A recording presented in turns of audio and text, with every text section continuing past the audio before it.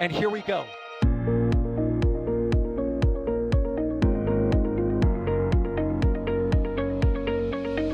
have liftoff. Propulsion continues to be nominal. R68 chamber pressure looks good. Following up. Water towers fly! Yes! Tango down to nominal. Flight downside FT off. Bring in FT off. It's orange! Oh my god! Oh my god! Decollage. Put that in the big bag, 343 unfolds to go. Indeed. We rise together, back to the moon and beyond. This methane will be igniting in the flare, correct? Yikes. You good? Sure. We don't need any more of these.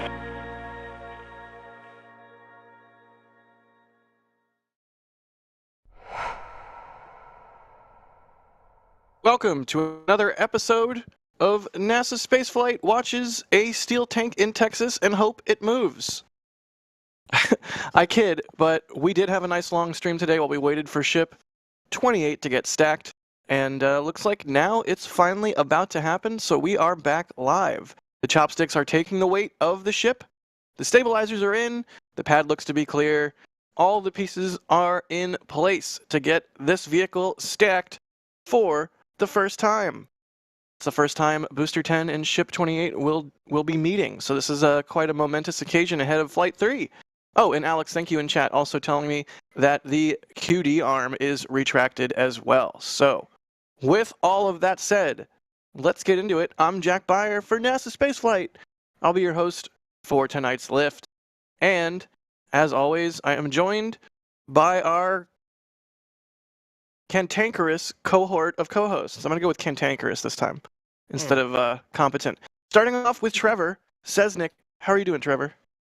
Yeah, it's nice that after waiting literally all day for this ship to lift, we're finally nearing that action. So excited to see the full stack. Watch, because we're being so certain about it now, it's just not going to happen. So it's always possible. It's always possible it could not happen, but it certainly looks like it's about to. Also joining us on the stream is Mr. Ryan Weber. Ryan, thank you for joining us on this one too.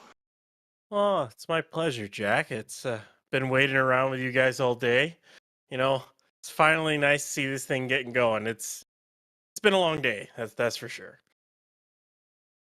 Indeed it has, and hopefully the day can wrap up with this ship stacked atop the booster. Also on the stream for a quick little blurb is NASA Spaceflight Actual, Mr. Chris Bergen. Chris, what's up? I'm sleeping. What's that? I know, I'm joking. Yeah, so we've been waiting for this stack all day. The plan was, as all great plans tend to be, is, oh, okay, they'll be lifting it onto the top of the booster and we'll have a full stack during the day. We thought, that'd be a good opportunity to launch the IFT3 merch, wouldn't it? And then it went on and on and on, and all the store folk went to sleep. And then suddenly I start seeing, oh, they might still do it at like midnight local time-ish. And I was like, oh, well, we can't. Oh, what do we do? What do we do? So I made the call, so you can all boo me. I made the call saying, look, let's not release this without store folk around because we want to make sure everyone's looked after as far as buying stuff from our store. Our store's amazing, by the way. I love it. I've spent enough money in there myself because it's cool. We don't want to launch a product and then have no store support around for people who may need it. So I thought, right, we'll hold back for a bit. It'll be literally like a day or so, if that. Follow me. I pinned it into the top of the chat to follow the official account, which is me, basically. And I will make sure that I say it in advance, so no one's going to be like, I missed the launch, even though it makes no difference, because it's not like for one day only or anything like that. But I will make sure you're all informed. But that's the reason why we held back, because it's just, we didn't expect it to be this time, and I don't want to launch something in the store without the correct support around it, the support mechanism, which is people who are sleeping right now. Cool. Thank you, Chris. Are you going to hang out, or do we lose you now? No, I'm going to hang out now. I'm excited. I want to see this thing lit. Well, actually, I'm going to hang out because I'm going to do the X post, the tweet, when the Nice. thing starts moving up. So I'm going to hang around. It is. Yeah, I'll It's stay away. moving up right now. Ryan in it's our off. back channel is saying it's off the stand now, right, Ryan? Yeah, Woo. yeah, it's off the stand. Excellent. Excellent. Hopefully it continues to rise into the air. Question mark? If you guys have any questions, speaking of, ask them in chat at NASASpaceflight, and we'll see your question pop up in some software that we have running. But I mean, Chris, like speaking of making the call, I could make the call. I could call 8. I don't know if he knows that I have his phone number, but I could literally call him right now. Yes, we could do that, but then that wouldn't still really be. That would be a grumpy Adrian for a start. The second thing being that it's not just the first few seconds of launching something. We want people around during like the hours we Yeah. launch something. Up it goes. For sure. I kid. It's going up, guys. Yeah, going up pretty quickly now. Yeah. Excellent. She's rising. Right, That's hang on, exactly let's- what we want to see. So I'm gonna get Bandicam out. Hang on. Oh, get Bandicam going. Make sure you don't have any like notifications popping up or any That's right. screen. Yeah, it records everything. Oh man, you poor guy. Why won't you let me teach you Premiere? I will do one day. You say that. Begrudgingly, yes, but I've got a horrible feeling. I've just seen screenshots of what it looks like, and it looks very complicated. It's your friend. Anyway, speaking of friends, Ship 28 is about to be even better friends with Booster 10 as it gets lifted into the air. This is delightful.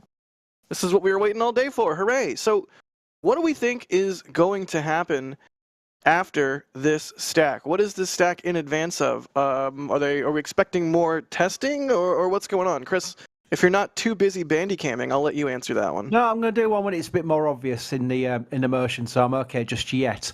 I don't want to record my own voice either, so I won't record until I stop talking. I think. Oh, hang on a minute, Jack. Pass it on to someone else. I want to bandicam this. This is gorgeous. Ryan, what do we expect to happen next after this stack? What's going on here as we lead up to IFD3? Well, I think we're expecting some kind of prop load testing, possibly a wet dress rehearsal coming up. We do have 3 road closures up starting Monday, Tuesday, and Wednesday, 8 a.m. to 8 p.m. Your standard 12-hour road closures, full road closures, beach closure, all that fun jazz.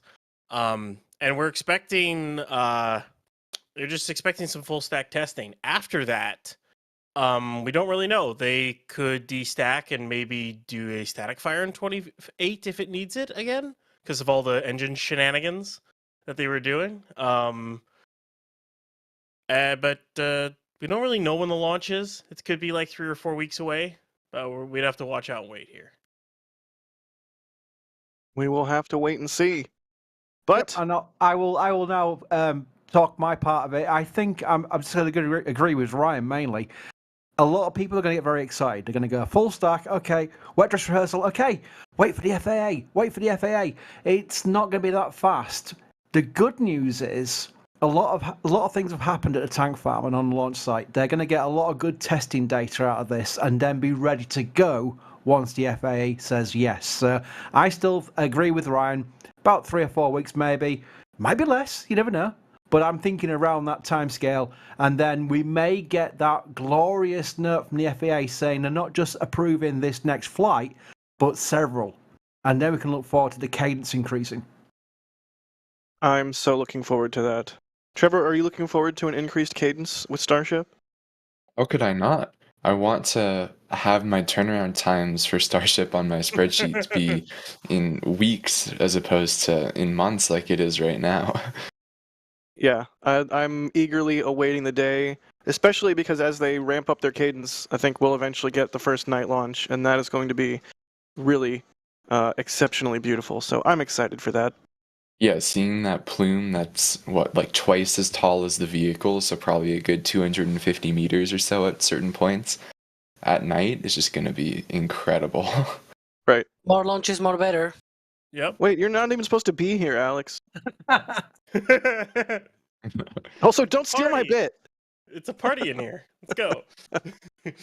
Revhead, thank you for gifting a Red Team membership. We could not do all of this without y'all's support.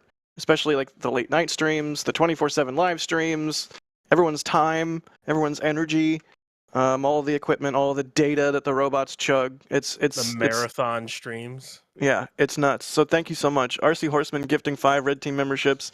Eric Fraser gifting a Red Team membership. Coco Cats becoming a Pad Rat member. And Blushy Boy gifting a Red Team membership. Thank you all so much.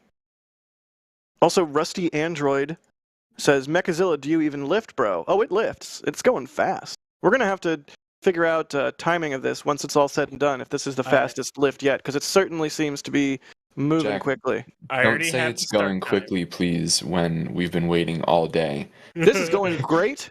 Nothing could go wrong. Everything is perfect. Hooray. One of the sayings, one of my coworkers working on planes, by the way, he just loves the saying of what could possibly go wrong. You know, I don't like the idea that somebody that works with planes is asking that, even jokingly. Ethereal Swordsman, thank you for the support. They say, I think something's wrong with the ground umbilical carrier plate. Chris, a rebuttal. Oh, my word. Right, well, first of all, that always sends a shiver down anyone who's followed the Space Shuttle program, because that was a very leaky part that attached to the external tank and caused quite a few delays during the final missions of the Space Shuttle program. As far as Starship goes, they've had not the same kind of problems. The ship quick disconnect arm is not the same as the GUP on the Space Shuttle program external tank. But it's something we've been watching very carefully. I want to see how much scaffolding's still on that thing. I didn't take too much notice earlier in the day. I should have, actually. But it'd be interesting to see how much scaffolding is still on that, because that has to come off before launch, obviously. We often joke about getting like a crane operator or something on stream so that we can like talk crane nuts and bolts and whatnot. I would like somebody who works like designing scaffolding and all that. It's such an underappreciated thing, but then you look and there's like hundreds of pounds of scaffolding supporting hundreds of pounds of squishy humans, hundreds of feet in the air.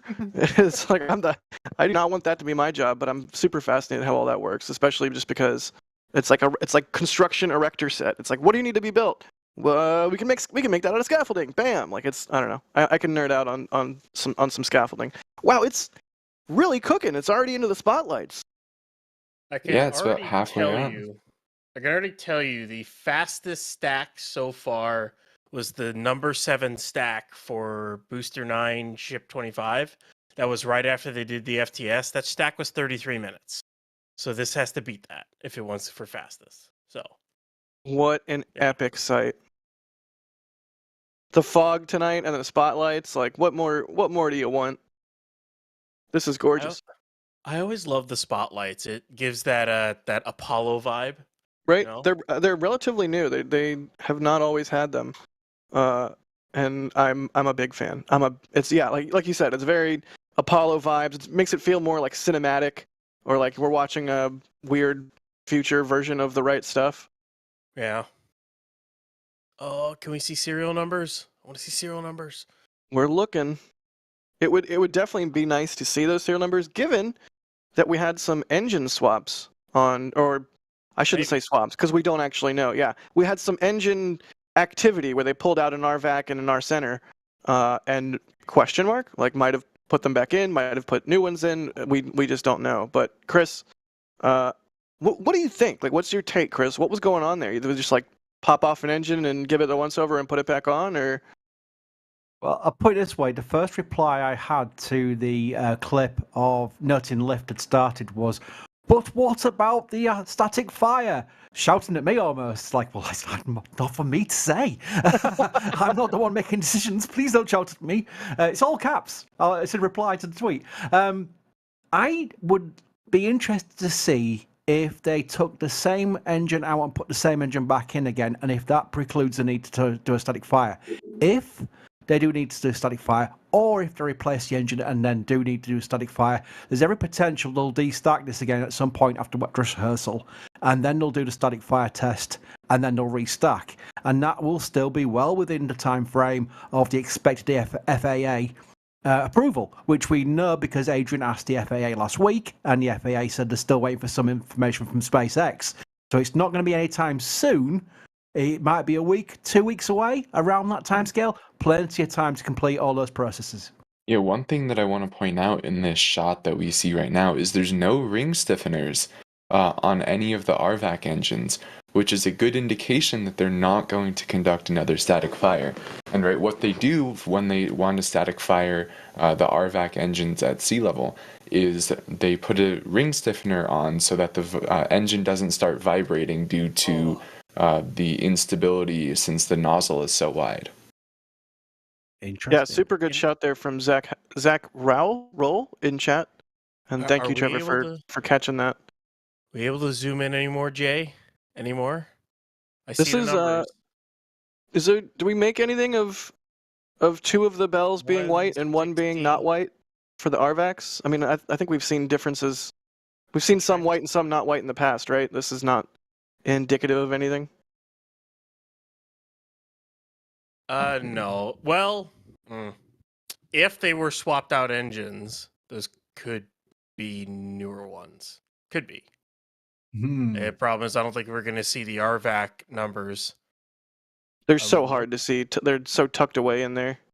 Yeah, we can see one of the numbers. I'm trying to make it out. It's 1 something, I think 5 or 6. It's hard to tell, though.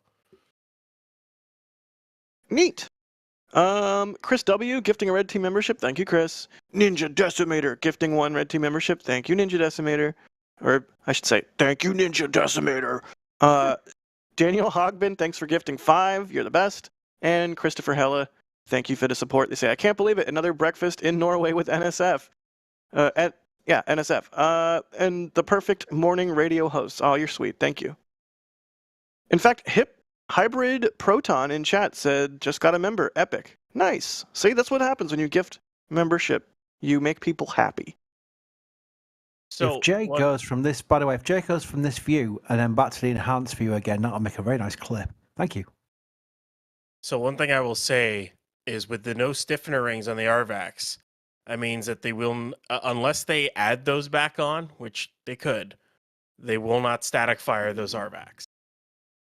Yeah, so the ship is not currently in a configuration to static fire. It is fair to say. At least the RVACs. Yeah, at least right? the RVACs. They could still do the sea levels. Still do the centers, yeah. Neat. Justin S. is asking, well, first off, before we do more questions, we're going to see them get to the top of the lift here.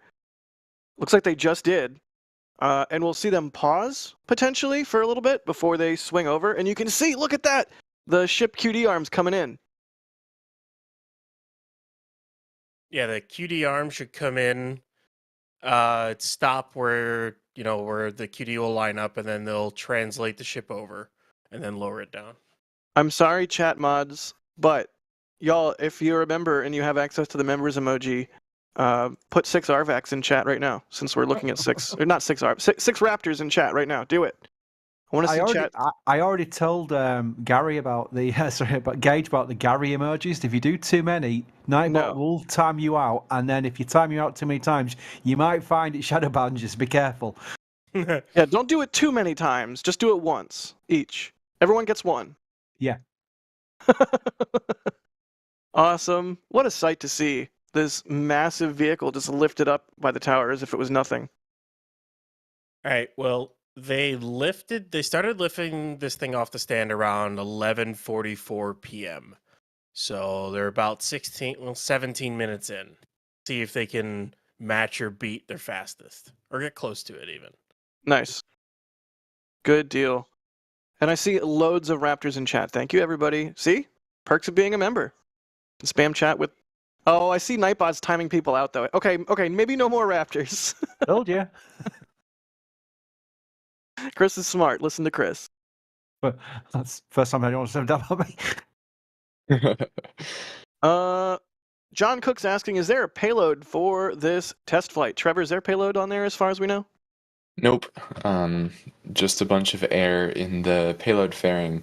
And then I guess you could technically make an argument that there's a payload of propellant since they're going to be doing the propellant transfer test, but I don't really think that counts. Yeah, I would say not. Yeah. John Cook is asking, is there an update on the Flight 3 license? Ryan, you want to take that one? Yeah. So, it was the email that we got, that Adrian got. Currently, SpaceX and the FAA are working on the submitted. So the investigation has been partially completed, is kind of the way to put it. And currently, SpaceX and the FAA are working together to make sure the mitigations or whatever changes have to be made to the vehicles are made, or even ground systems. So, like, the investigation is not closed, and it's not closed yet, but a report has been submitted to the FAA. The SpaceX has also put in a request for the modified license, but that won't happen until the investigation is closed and signed off by the FAA. So that's where we're at right now. Good deal. Thank you for that, Ryan. We are getting closer and closer to Flight 3, but there's still a lot of milestones in the way. Potentially a wet dress rehearsal. Obviously, they have to destack and do FTS work and then restack it. Although that's relatively minor, especially given how fast we saw all that happen for Flight 2.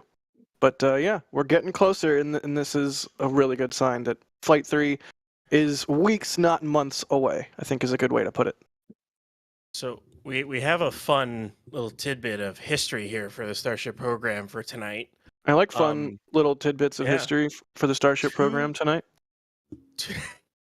2 years ago tonight, the Booster 4 and Ship 20 were stacked together for the first time using the chopsticks. 2 years ago tonight. I think. Oh man, I think that might have been a stream I was on with Chris G, and we were both in Texas together, and we were like just giggling maniacally. We were so excited to see the chopsticks in action. I distinctly remember that. That's hilarious. That was 2 years ago. a few days before, the day before the last Starship presentation, correct? Yeah. Yeah, that would have been the 11th. Yeah. That would have been why Chris was there. Yeah, that makes sense. Neat. Rusty Android is asking, do you think we'll see larger Starlink satellites launch on the last of the Starship version 1s when the V2s start rolling out, or later? That's an interesting question, because it's kind of up in the air, much like Ship 28 right now. Haha, Sawyer. I hope I made you proud. It's kind of up in the air right now what will happen. And look, it's rotating into place. Excellent. Or is it lifting? I can't tell. It's lifting. Huh. It's rotating and lifting, I think. Always keeping us on our toes. Yeah. But yeah, in the past we've seen SpaceX skip batches of serial numbers. So depending on how this launch goes, if it goes really well, maybe they fly them out and end up putting payload on some of the version 1s. If it goes really bad, maybe they're like, oh, we're going to go straight to version 2. Or maybe it goes really well and they're like, all right, we got this, let's go straight to version. Like, it's hard to say. But Chris, what do you think? What do you think, Chris? Are they going to launch Starlinks on version 1, or are they going to wait all the way till version 2? I'm more interested in if they're going to launch Starlinks full stop, because the payload-based door slot fits the renders they put out, the animation where it's pooping out lots of Starlinks. Apologies for the analogy, but that's what it was like. I mean, you could have said barfing. It's like more at the ship's head more than anything. But That's I mean, true. Yeah. You do you. Yeah, but that I'd love to see that in action for a start. That's what it all looks like he's been set up for as an initial payload. And also, it's Starlink. It's SpaceX's own payload, so it's not like risking a customer's payload, which I don't think they ever do anyway. Right. And it's a lot more interesting than a ball of cheese. So I think, I don't know what. I mean, you yourself may have taken the pictures of what was a group of Starlinks inside that building, not far from where Mary is. I don't know if those Starlinks are still there anymore. I remember Ryan. Did you tell me they're not there anymore? Or yeah, they're not there anymore. Right. They're okay. not there. I thought they still had some of the dummies in there, unless they got rid of them all. As far as I know, well, to answer your question, Chris, yes, I have shot those. That's the kind of thing where whenever the Starlink building's door was open, it was like, oh man, like get a camera on that. So I have shot inside that building. There were Starlinks in there, and as far as I know, they cleared them all out, redid the interior of that building, like put a new crane in it and everything, and then repurposed it for some sort of machine shop type equipment. Like there was, you remember the box? Remember the super large box that got delivered? And I was like, I just shot 4K slow-mo of the box. Like that was full of some sort of like hot forming metal press or something like that. I am not a machinist. I have no idea, but that is what they ended up, plus a bunch more equipment, ended up moving in there after they cleared the Starlink building out. So maybe those satellites are still on site somewhere in Starbase, but not in that building anymore. Regardless, I remember the mystery box. By the way, the mystery box was fun. I do think that SpaceX, at the very least, has considered that to be the first payload on Starship. That was definitely in the planning at some point. Whether it still is now, I don't know, but it just makes more sense. If they're going to launch a vehicle with a payload and they want to make use of the confidence they may gain from IFT-3, let's go with that, then it's got to be Starlinks. What version of Starlink? I don't know. But nothing can make me go past Starlinks right now as the first payloads. I'm just convinced it must be that. Oh, for sure. But will they launch them on version 1 of Starship? Like, I guess that's like the other kind of half of the question is, do you think they'll fly all of the version 1 Starships, or do you think they'll get to a point either after Flight 3 or a subsequent flight where they're like, right, we're good, let's move on to version 2? Well, we've got some history on that, haven't we? I remember after the hops with Hopper, they went to SN5 and SN6. And after SN6, I'm sure they're going to plan more 150 meter hops, but they said, no, we're happy with this. It's gone very well. Let's move on to the high altitude hops with the ship. Right. And then, after they finally landed one, they said, okay, let's go with booster. So you can imagine them saying, if they get a really good IFT-3 and maybe a really good IFT-4, they'll just say, okay, let's push it. Let's go to version 2. Right. Yeah, I could see them doing that. I could also see them flying them. I mean, they have them built, but talk to Ship 16 and Ship 20 about that, I guess. Trevor, any thoughts before we move on? And it has stopped, by the way, which is a weird spot to stop it, but you know, it's fine. Everything's fine. I didn't jinx it earlier. Everything's fine. Go ahead, Trevor. I see them probably launching Starlinks on V1 Starships. Right. From all indications, it seems like V2 is, you know, certainly an upgrade, but not like an enormous upgrade. So I don't see them wanting to skip all of the remaining Starship V1s, especially since what I think they have 3 or 4 more. So that's like a lot of data that they could get, and may as well try to get some data out of those if they're comfortable targeting a actual orbit by that point. Right. And we're moving again. Hooray! They have 5, including this vehicle. They have 5 V1s left. Are you including Ship 26 in that? No. Good job. Good job. I'm proud of you. It's 28, 29, 30, 31, 32. That's so wild to me still, that they have such a glut of hardware, and it's like practically already all obsolete because they're moving so fast. So one fun thing to add is, looks like I noticed, I think they added static wicks to the bottom of the flaps. Oh, neat. Like they have on the wings of planes to prevent, what is that, electros, what is it? There's a fancy name for it. It's prevent buildup of static electricity. It's also a way for a lightning strike to find an exit, a better exit than the plane fuselage itself. But, nice. Yeah, so that's kind of cool. Super cool. You know? Hey Jay, do you have a shot that shows 26 right now? But why, Jack? But why? Let me cook. Let me cook.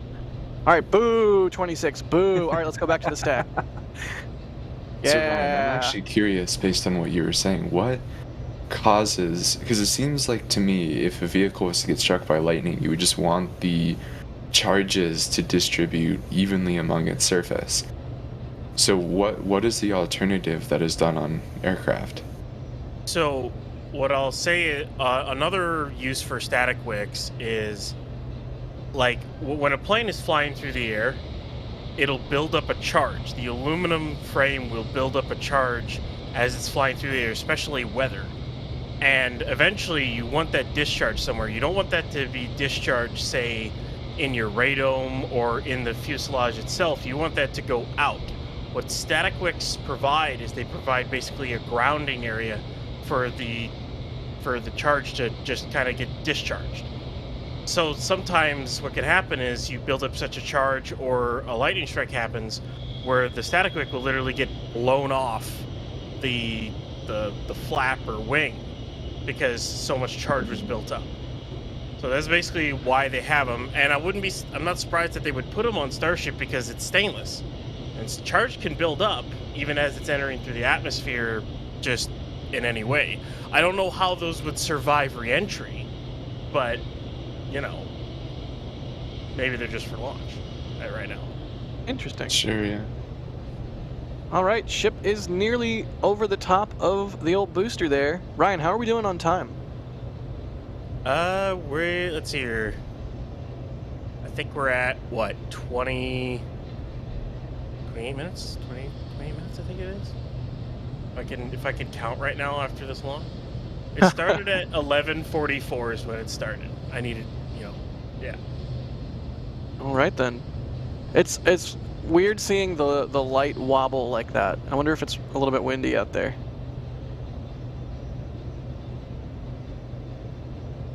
Justin S is asking, do we know why the Raptor flame is more blue now?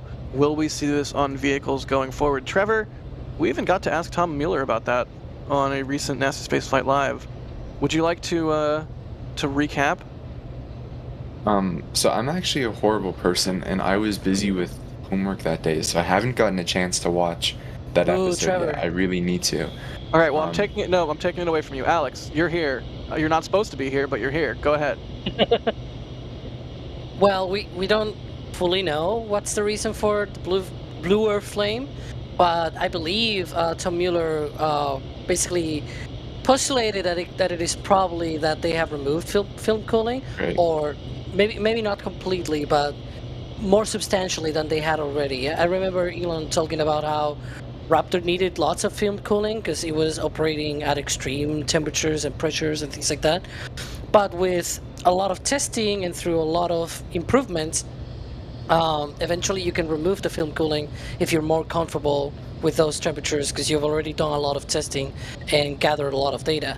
So I wouldn't be surprised if that's part of the upgrade path for future Raptors, where they're gonna burn without wasting a lot of fuel for film cooling. Film cooling, for those that may not know, I'm sure you all know probably because you all nerds, but it just basically it's basically injecting a little bit of the fuel around the throat of the nozzle, so that eventually, or even inside of the combustion chamber, so that the combustion just is not as hot, and you create this sort of film outside of the main combustion, or of the main portion of the chemical reaction, and so you create that thin film cooling around the nozzle and the interior of the chamber. So you create that, but in the process you're also wasting a lot of fuel.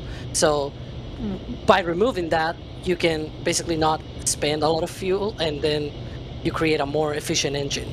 But also it creates a lot of unburned fuel that just burns in the atmosphere, and you can see that as orange. So it also tints the whole rocket exhaust, just becomes a little bit more orangey.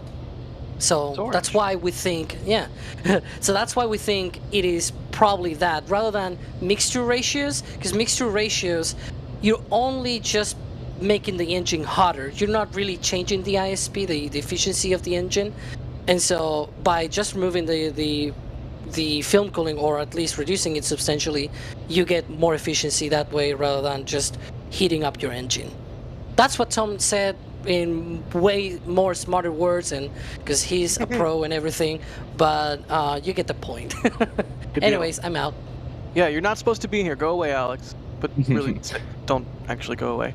So the one thing that I'll add. No, Trevor, you forfeited your rights to answer this question, having not watched NASA Spaceflight Live.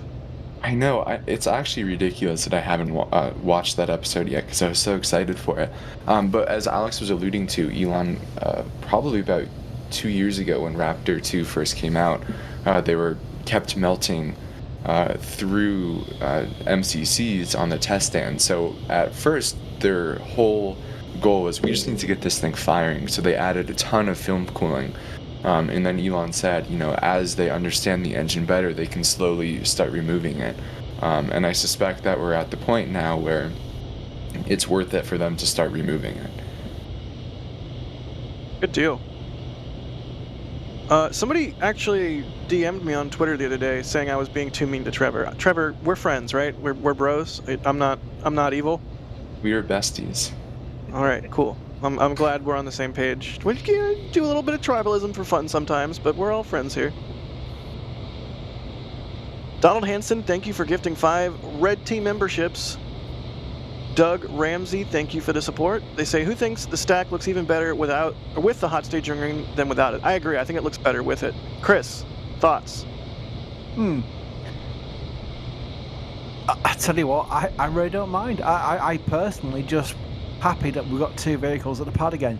When you are on Starbase Live every single day, like a lot of us in chat right now are, but especially me, it can get a little bit, I wish there was a vehicle out there many days. Yeah, Definitely. so I'm just happy, even though this might not be the last full stack, I'm pretty much sure it's not the final stack. Not least because I completely forgot about FTS. Yeah, exactly. Yeah, yes. yeah. There's things to do yet, but again, there is still the possibility they may do a static firing ship 28. We just don't know yet. We'll watch it and see. I'm just happy we've got a full stack for a bit at least for a wet dress rehearsal, and they're always very excited to see. So I'm looking forward to a frosty vehicle. Oh, yeah, that's going to be awesome. I almost called on Alex, but I'm not going to call on Alex. Ryan, do you agree the stack looks better with the hot staging ring? Yeah, it took a little bit to grow. I mean, the stack itself looks better. The booster looks weird with just the hot staging ring on. Maybe that's just me. Stack looks better with it. Trevor? It's taller. I like tall things, so I'm a big fan. Okay. Trevor likes tall things. You heard it here first. I mean, Alex, when it came out, it was sounding way weirder than I expected. It did. But It did. It's live forever now on the internet, and you have to live with it. Alex, I suppose I'll let you answer this question. I'll be a little bit magnanimous. Go ahead. Yes. The shortest answer from Alex ever. That was a really good Mr. Burns yes. Good job. Yeah, that was good. That was a quality yes. So are they lowering it? It does, because it definitely is not centered on the booster. They are. They're lowering it, but it's definitely not the clamps, the pin and hook system is definitely not lined up. So they'll wiggle it and lower it and wiggle it. Yeah. That seemed like a pretty darn fast stack, right? So obviously can't say if it beat the previous ones yet because it's not done, but It did not beat the fastest, but there's others it can beat. So. But I mean, even approaching the fastest, okay, again, not fully stacked, we can't say that it's approached the quickest yet, but that's pretty impressive to say that this is the first stack of this vehicle. I would imagine that the first stack between 2 vehicles is harder than second, third, fourth, and so on. If we go by first stacks, the first stack of 25 B9 was 75 minutes or so. I couldn't get a time for B7S24. It's really, really hard to find it because you have to find it like right when the ship leaves the stand till when it's set down. But the really funny one was B4S20. It took like 225 minutes or so to do the first ever chopstick stack. So we'll beat that one at least. At least we hope. And yes, for the record, I think it does look better with the hot stage ring. It's like, it was weird at first, but it grew on me pretty fast in the same way that when a new piece of technology comes out, pretty quickly the older versions look old and busted. Gateway to Mars backwards says RVAC looks like a kilt. Stop it. Stop it. No, we're not going to put it on. No. Thank you. Let's see here. Ultima is asking, we need a t-shirt of ship being held by the chopsticks like the Titanic, or of it being held up by the chopsticks like Lion King. Yes, Lion King, please. Lion King. Careful, Disney loves its lawsuits. I haven't watched either of those. Oh my god. Trevor. Oh my god, Trevor. Can we just, should we just bring in Alex and just mute Trevor at this point? Like, I mean, what? No, we're being nice to Trevor. I don't want to get more DMs on Twitter. Alright. We don't want any bad blood. There you go. Hey, come on, I've had it on Google, Taylor Swift songs, and I've been waiting for every opportunity to find one that worked. Nice. It took me 10 minutes. Good job. Oh, that's Good job, great. Chris. That's dedication right there. That's 10 out of 10 quality. That is great. Flippers79 Flip Diaz, thanks for gifting 5 Red Team memberships. And 1 more Red Team membership, thank you. And Mark Lamb gifting 5. You guys are the best. So many people now get to be members. Pale Horse gifting 10. Thank you, Pale Horse.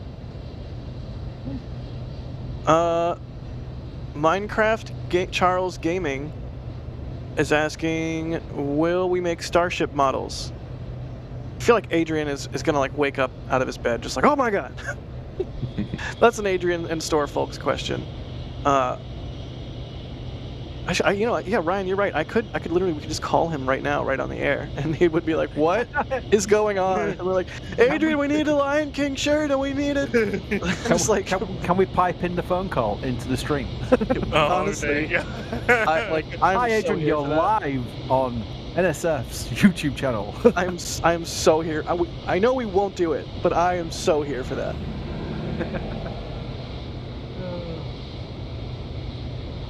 So you can tell when it's lined up just right by that pipe right there that Alex is helpfully pointing out in our back channel. You can see that pipe that descends down the side of the ship. There's 2 of them. And then you can see a corresponding pipe, at least one of them, on the booster right there to the left of the grid fin.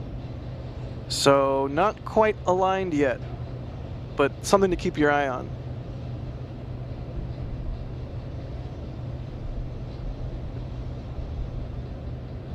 Rusty Android, thank you for the support. They say kilts. Me, Mr. Jono, thank you for the support. They say better than some of the music. Love and kisses anyway.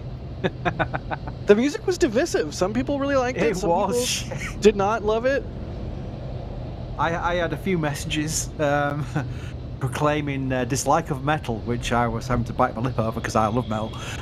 But yeah, it was literally because the reason we do that, it's a new thing. It's not going to be often at all. It was just we were caught out by the fact that we started the stream, we expected a lift, and then hours into it, we couldn't leave people talking for hours. We couldn't stop the stream because we'd run out of the ability to do it. So we thought we'll just leave it running with some music on, and the option was to go to Starbase Live, but there's no music, and it would be just basically like the sounds of Starbase, and it'd be the same views pretty much. So it was just an option, because if we wanted to go live again immediately after started lifting, then we'd have to start a new stream. It'd be a right mess. Right. Brandon Meyer, thank you for the generous support there. They say, question, I'll be down by the launch facility between February 18th and 24th. Any predictions on if I could drive the hour-ish east to see something happen? Either way, if I do show up, would NSF team members be around to say hi? Yeah, if you ever see one of us out there in the field, definitely say hi. We may be busy, but feel free to say hi. And sometimes, if we remember to bring them, ask me why I use that caveat. If we remember to bring them, you can get a sticker. That's always my deal whenever I'm there. Thanks to DOS providing us with loads of NSF stickers. Find me when we're in Boca. If you find Sean, you may or may not get a sticker. I would say the likelihood is high. So, but yeah, I mean, I would definitely make the drive. Starbase is an amazing place, and it's changing so rapidly that what it looks like today, it will not look like a month or 2 or 6 from now. So it's definitely one of those things where, if you're hyped up about this program and you want to experience what's going on, and you absolutely should if you can. You should go now, if only to have a yardstick with which to measure how crazy the future gets, because it's gonna get crazy. But thank you, Brandon. I hope you have a great trip. We all do, except for Trevor. He's mean. What? Yeah. Like, I hope you have a great trip. Don't let Jack's lies deceive you. All right, I admit it. I'm sorry, Trevor. Still lining it up. It's like it's moving imperceptibly, but it is moving. Like every time I glance away and glance back, I'm like, oh yeah, that pipe is a little bit closer. And this process generally takes, a little bit, especially on the first time, just because it turns out aligning these two massive vehicles is not super easy.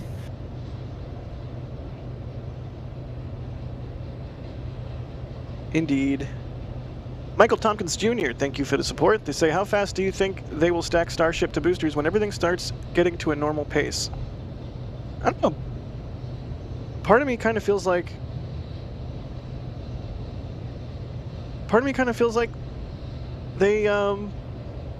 they're like already approaching the limit of what is practical, because 30 minutes is fast. I don't know. What do you think, Chris? I was completely distracted by that back room. Can you repeat the question, please? Yeah, don't look at the back room right now. Max is sowing chaos. Max, if you're gonna sow chaos, do it in the YouTube chat. Doesn't Max always sow chaos though? Yes, it's one of the things he's best at, along with photography and being a nice person.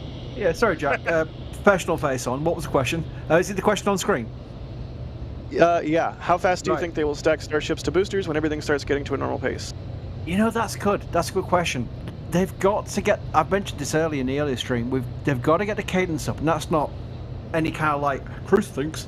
That is literally what's going to happen, because HLS contract requires so many launches of tankers for the refilling task for the HLS Starship for the lunar missions in Artemis. So they have to get up a cadence to show they're capable of achieving that down the road. So I think it's a question. It's a question of how long is a piece of string. It's a question of when. I think this initial year or so is about making it operational, getting to the point where they've got the confidence in the vehicle to be operational, and then they will look to tweak the way they do the processing. We'll see signs of it during this process because of the path to operational, but I think eventually it could be like Elon said. They could literally, potentially I should say, catch the booster, catch the ship, restack and launch the same day. That's one of the claims he made.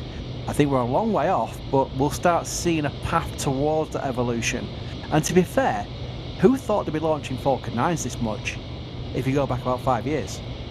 The cadence, the way they've increased the cadence, that wonderful graphic they put out, SpaceX put out, showing the launches over the years, where it just basically started going up and up and up, and the cadence started just like overriding each other on the graphic. It was something very impressive, and I think that is the future for Starship as well.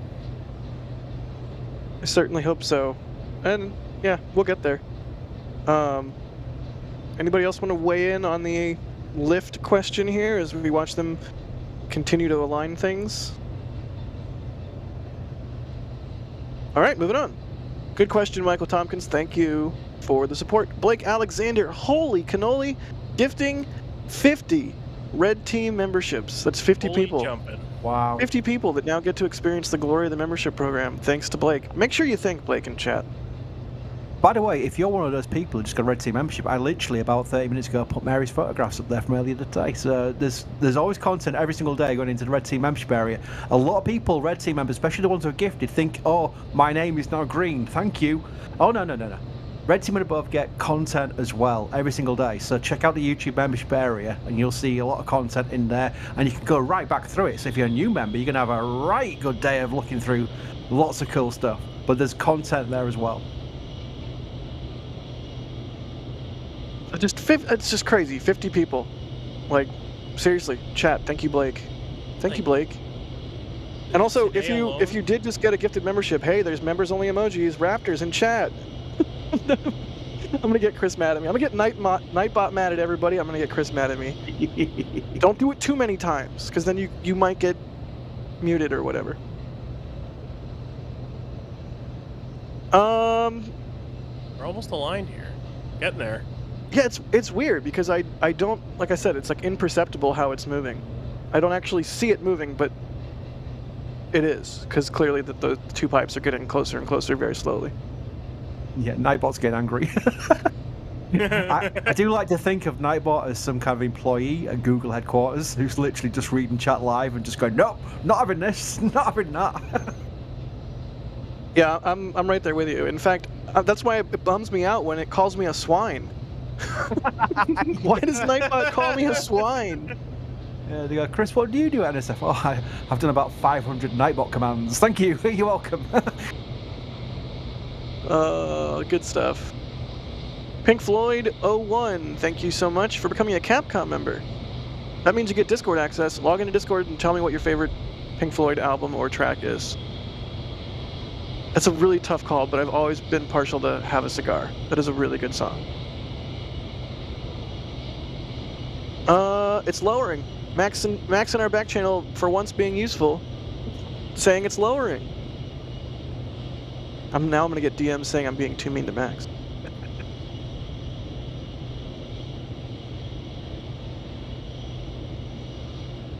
New to this is asking, how many D-stacks before a potential launch?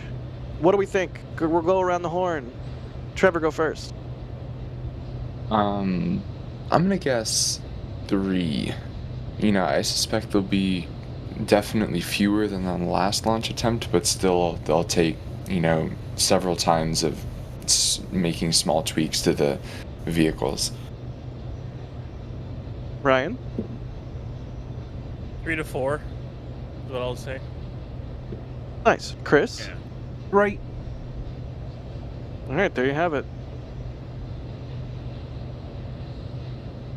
Kiichi is asking, is this flight going to demonstrate the fuel transfer on orbit?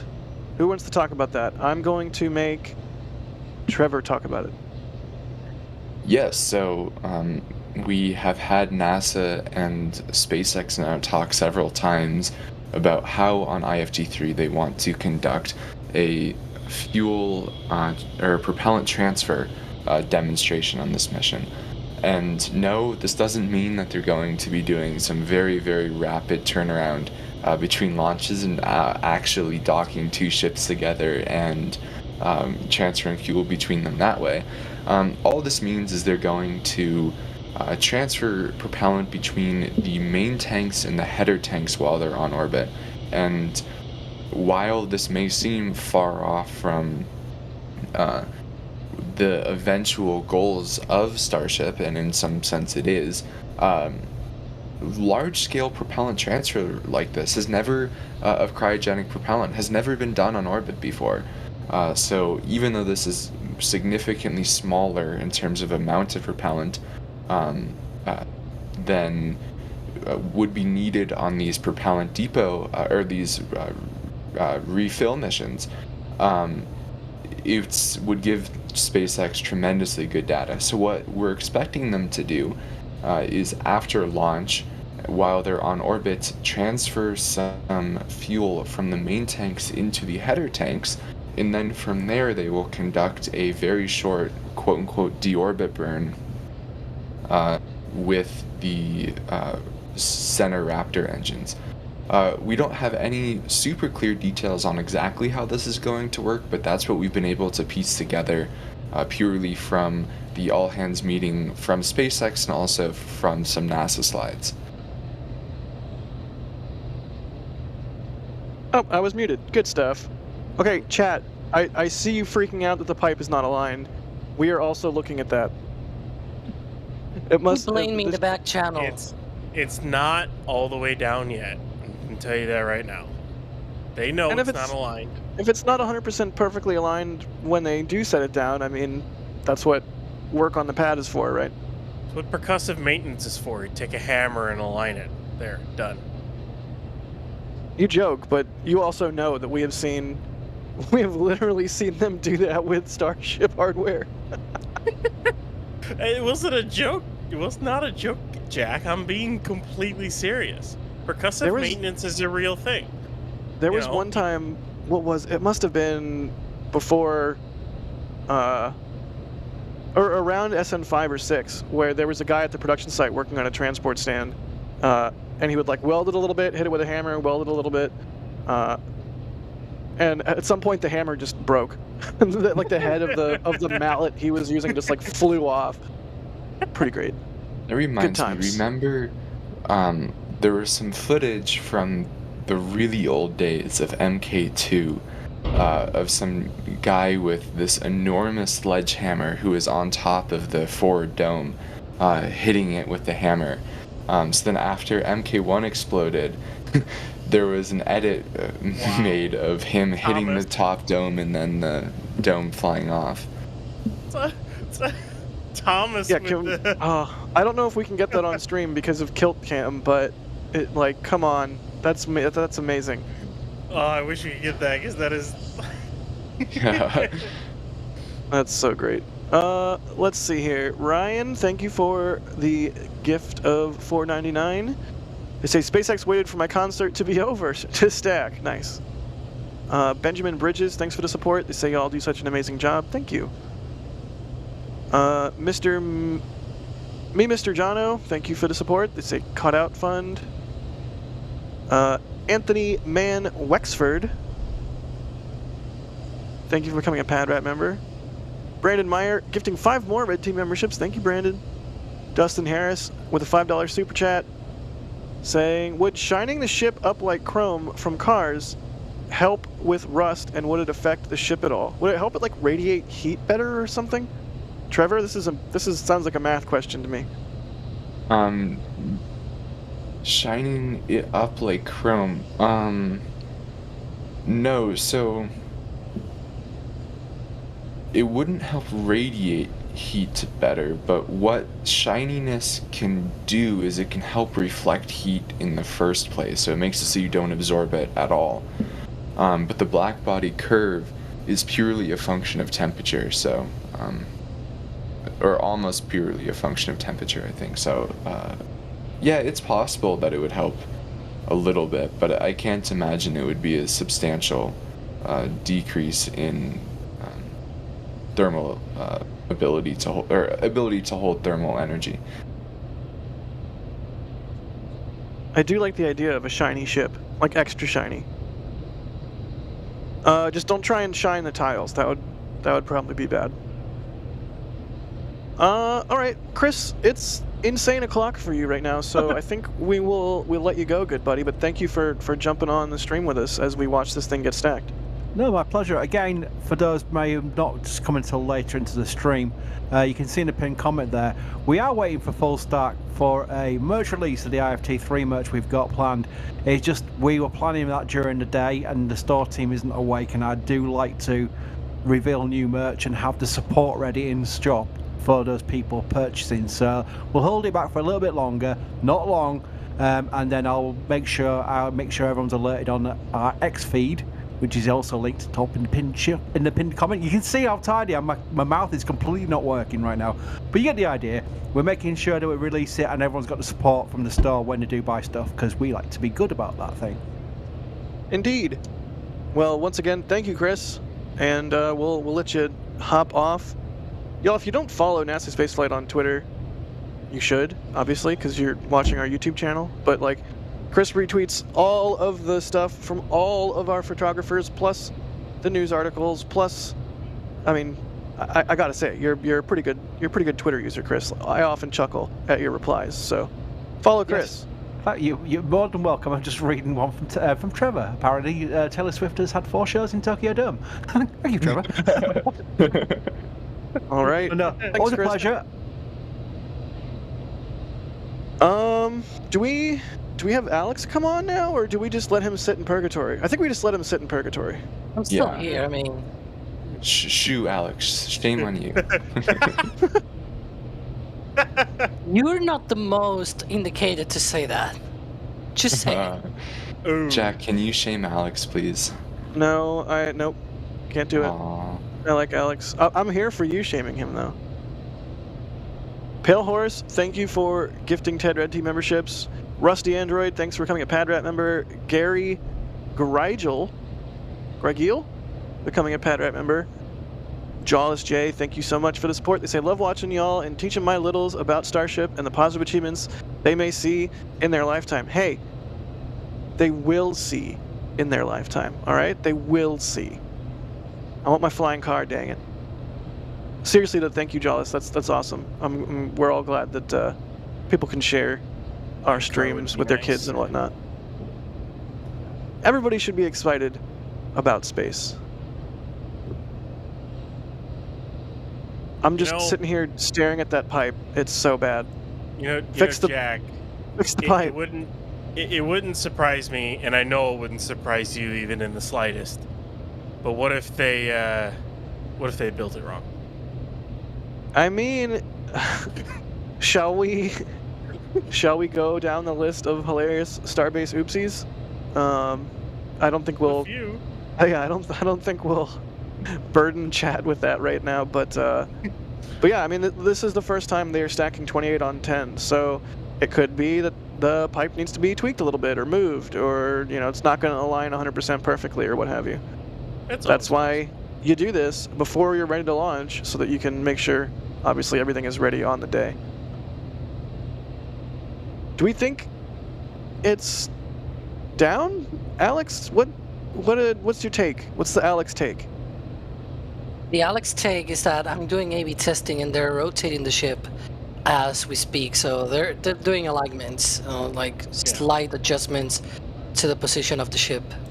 In my head, I never would have thought that the amount of play that is possible to rotate the ship is this much. Like, if those pins are in the ship's sockets, like, I would not have expected it to be wiggleable that much, but I guess there's some margin there. They have a decent amount of control with the chopsticks and the systems they have on it. Ryan Hansen Space has done a really cool animation on how it works. You'll have to go find that video on his channel. But he did a really cool animation that kind of shows how the whole system works. So, yeah.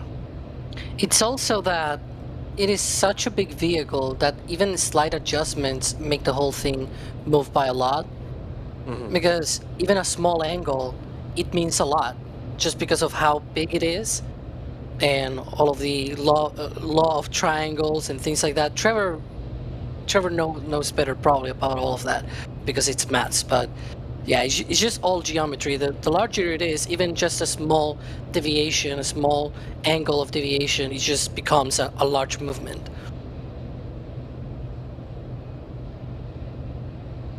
You said angle of deviation, and now all I can think about is the missile. The Starship knows where it is because it knows where it isn't. I mean, but you can think about it. I mean, if you want another example of it, like if you have something very far away, right, and you sort of try to trace an angle of how it moves, it doesn't really need to move too far away on your field of view in terms of how the angle between the two locations, if it's moving in front of you. If it's too far away, it may be moving very fast, but to you it just looks like it's moving very slowly because, again, it's very far away, and it's because of that distance in between, so that size in between you and the object. Same rule applies for this. It's just all trigonometry and geometry and all that stuff.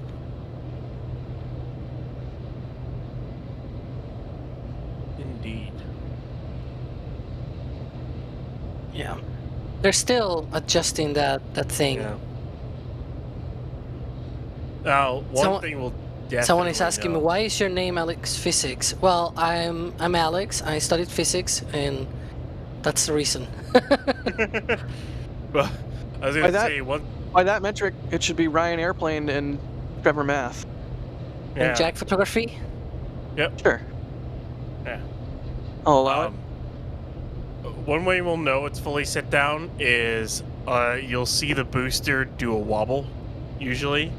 And that's the entire stack basically settling inside the 20 hold down clamps at the OLM, and that's a good sign that it's down and it's centered and it's not going to go anywhere after that.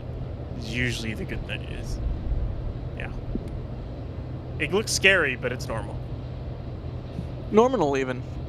Normal, yes, exactly. Philip, thanks for coming a Pad Rat. Pale Horse gifting 10 Red Team memberships. Thank you for that, Pale Horse. Thad becoming a Pad Rat member, and Raven Rose becoming a Capcom member. Awesome. I always say it just so people know. If you're a Capcom and above, you have Discord access. Jump into Discord and say hey. Ooh, do we have Alex art?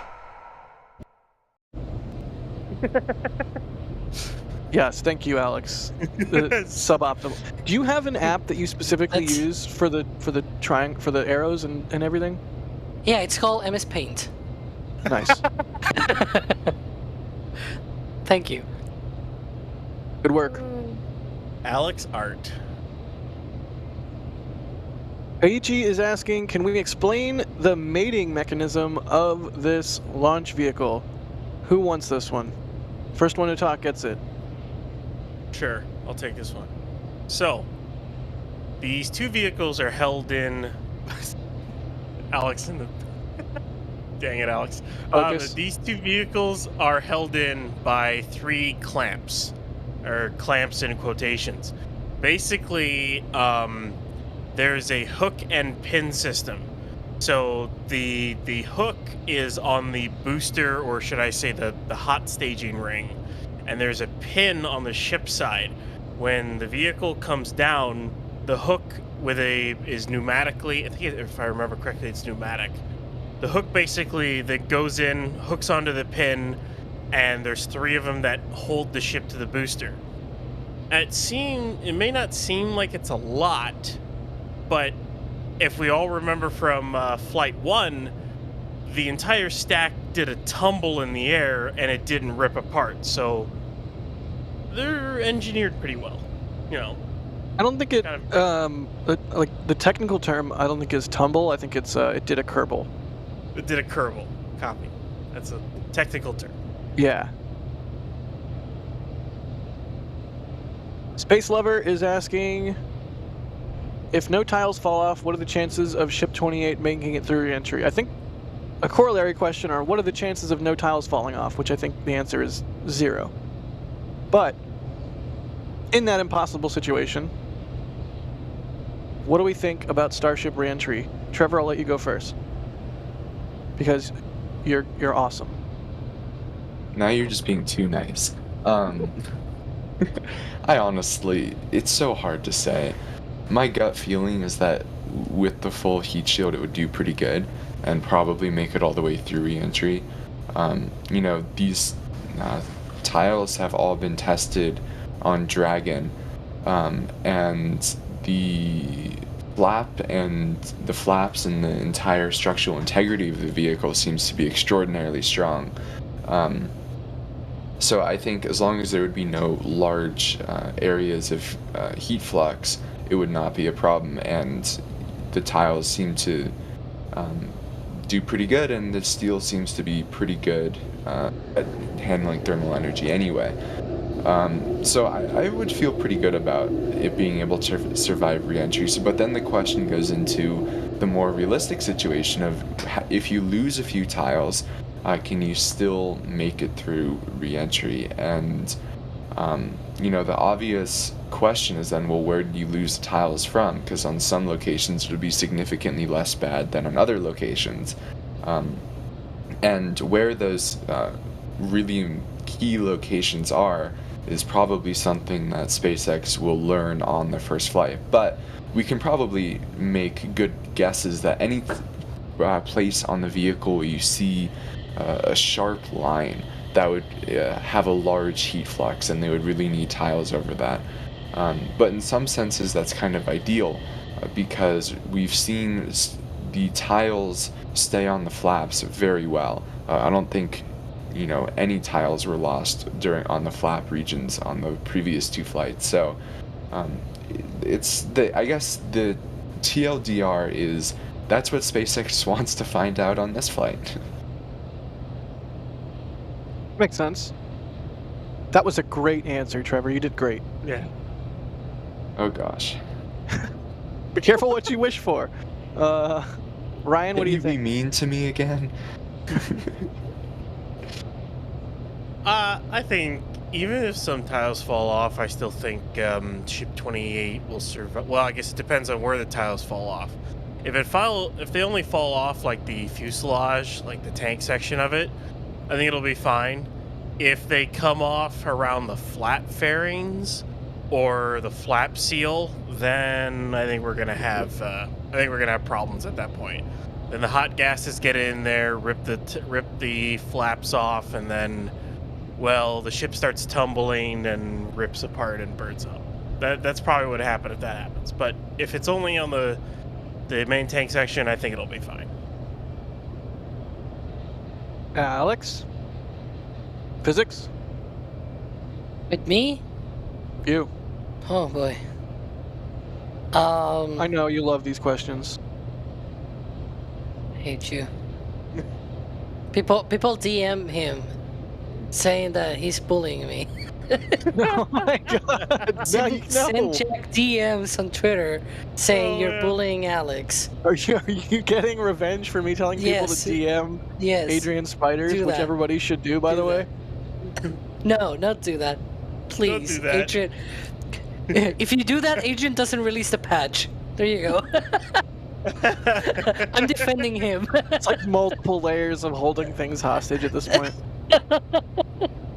But going back to the question, I think it's gonna be hard to see a reentry working on the first try, because this is, I mean, let's be fair. There's a good chance that this thing actually reaches that suborbital trajectory, right?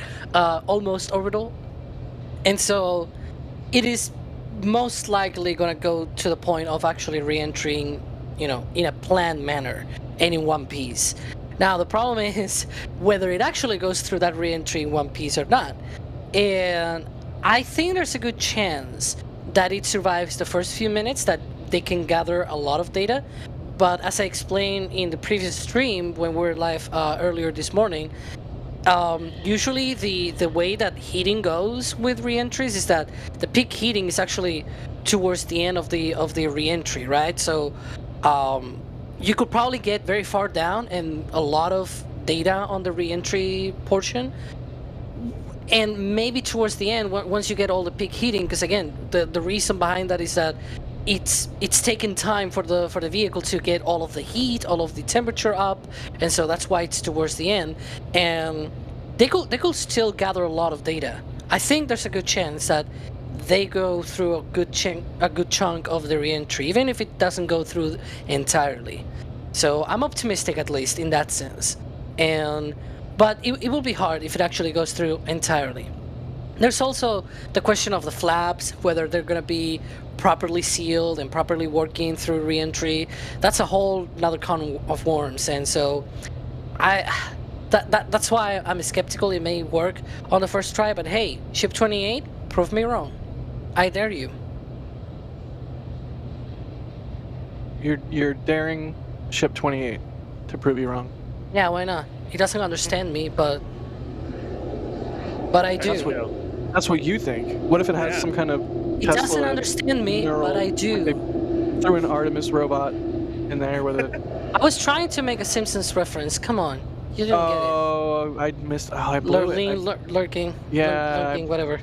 Anyways, I blew it. I'm sorry, Alex. I'm terrible. Rick, thank you for grabbing some stuff from the store. They say stocking up again before the new patch. Thanks so much to NSF for bringing space to the masses. Holy cow, what did Rick bought? Like a million things. You got stickers. They really are stocking up. Thank you, Rick. That was like 10 messages. Nice. I think you're excused, Jack, because, I mean, we've been all waiting for this thing all day long. And we're all tired, so I think you're excused for missing that. Good. All right. Thank you. Okay. You're welcome. Yeah, Jack and I have been up since like 6 today, waiting for this silly thing to stack. Not a bad way to spend a Saturday. No, definitely not. Staring at tanks with 5,000 of your best friends. OG and also Trevor, I guess. Thank you, Jack. You said be mean. Yes. He requested it. So what do we think? Do we think there's Alex? Do you think they're still moving it? I don't think I've seen it get any closer to being aligned with that pipe. Is it down? Where are we at? It looks down. I think it's down, but I'll defer to you. Well, I think at one point we made sort of a distinction of between being down and aligned, right? It's down, but it doesn't fully look aligned. I mean, there's the other possibility, hang on, because there's the other possibility that they may just not care if they're gonna do like some kind of propellant load test or whatever. If you think about it, like, they may not need it at all. So, I don't know, but, or maybe they'll just adjust it later. Like, maybe they're taking their time figuring out the way to go now, but, who knows? What I really I wish see... we had the way to actually see in the control room or something, that Right. guy maybe with a joystick or something. All right, Oh my hear me god, out. it's on our line, it's on our line. Hear me out. Hear me out. We get a cat somehow, and then we surgically implant on the cat equipment to spy, and then we release the cat around the control center.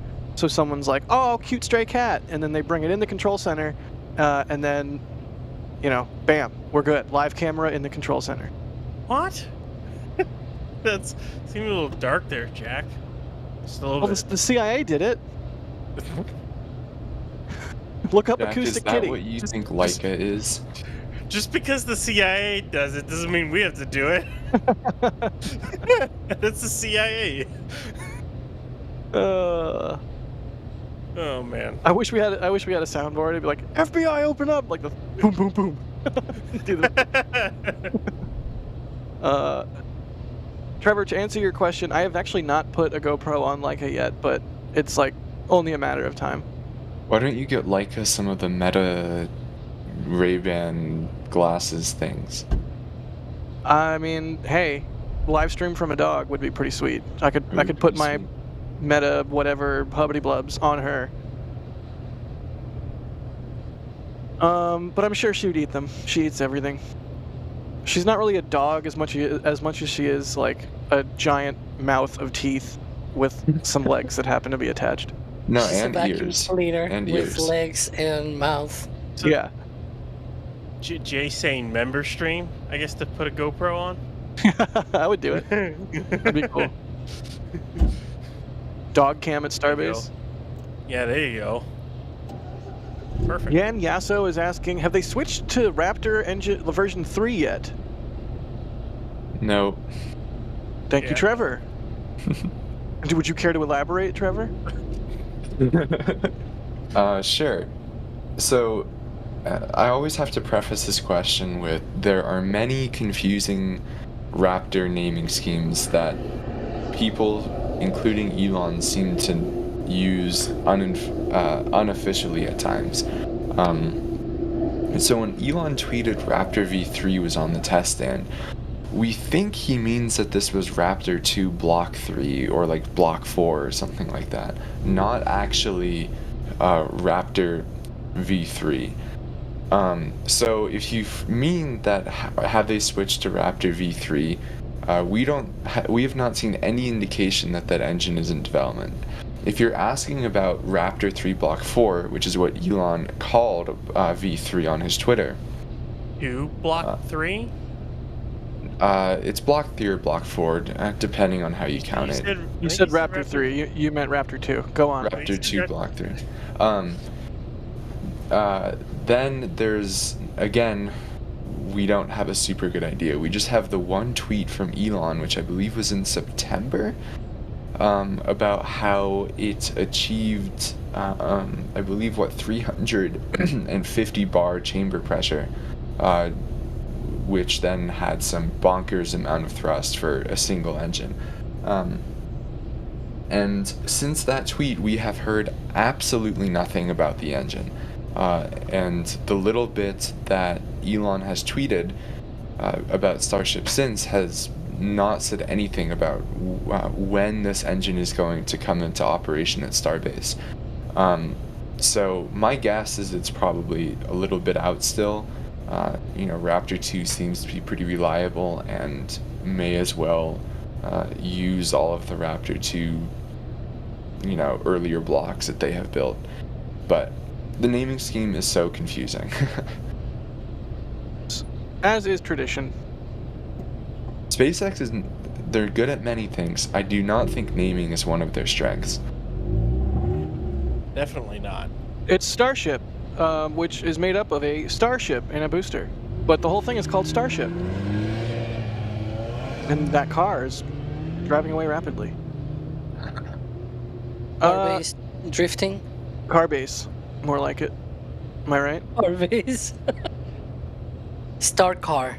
I was just about to do that. Why, Alex? Why are you the way you are? Why am I the way I am? We have the same rotten brain. We do. We do. Carl is asking total weight of booster and ship in tons. Alex, go. Oh, wait. Well, that's about 5,000 tons fully fueled. What about dry mass? It should be around 300 and something like 320, 350 should be more or less. Because the booster is about 200 and something. It's not fully clear what's it fully dry mass, but it's probably upwards of 200. And then the ship is also around 120 tons dry. Go ahead, Ryan. Because we know, like with ship booster, we know that they can lift an engineless booster with a single bridge crane inside the mega bay. Those cranes are rated for 180 tons. So that means that the booster is should be a little bit lower than that. And then you add the 60, 70 tons of the engines, shielding, and the hot stage ring to it, and you get around 240, give or take. So yeah, it's about for booster, and I think ship is like 120, 140. It's hard to know with ship these days. It's also a little hard of what do you define as the mass of the booster and the mass of the ship? Because if you talk about dry mass, do you include the weight of or the mass of the air in it, which is not trivial for a vehicle this big in the slightest? Do you include the mass of propellant residuals that you just can't burn? So those numbers aren't huge, but it still adds a question mark to what are you even defining? That's so weird to think if you somehow could put the interior of the tanks in a vacuum without crumpling the ship or booster, that it would weigh less. But yeah, I guess that makes sense. One of the things There's a lot of air in those silly things. 9 meters diameter times 120 or so tall. Trevor, figure out the weight. Do the math. You're Mr. Math. I give you permission to not talk for 5 minutes while you do the math and figure out what the weight of the air. I don't even. No. What is the density of air? That's actually. I don't know. You're Mr. Math. Figure it out, bud. I believe in you. One in the units of density of air. It is. It's about 1.14 kilograms per meter cubed. All right, go. Do your math. Mm-hmm. Alex, were you going to say something cubed? Before I interrupted you? It's okay. I was going to point out. Did I say squared? You said cubed. No, you said meter cubed. What are you cubic meters? Because it should be cubic meters. That's the same thing. No. I'm a Spaniard. I shouldn't know about this, and yet I know. Anyways, where was I? Yeah. The interesting fact about the booster mass is that a third of it is just the engines. Probably more than a third, actually, if you think about it. But whenever they lift the booster, so the Mega Bay cranes are basically rated for 180 tons of mass to be lifted. And so whenever they are putting the booster without the engines on the work stand, they only use one crane. But when they have to remove it after they have installed the engines and all of the other systems, because they take that time to also install all of the systems, they need to use the 2 cranes on the mega bay in order to be able to do that, because it gets so much mass with all of those Raptors that it's just it goes way beyond the rated mass for the crane. And so we have a very rough and old number about the mass of a Raptor, which is I think about 1.5 tons, maybe a little bit more, to be fair.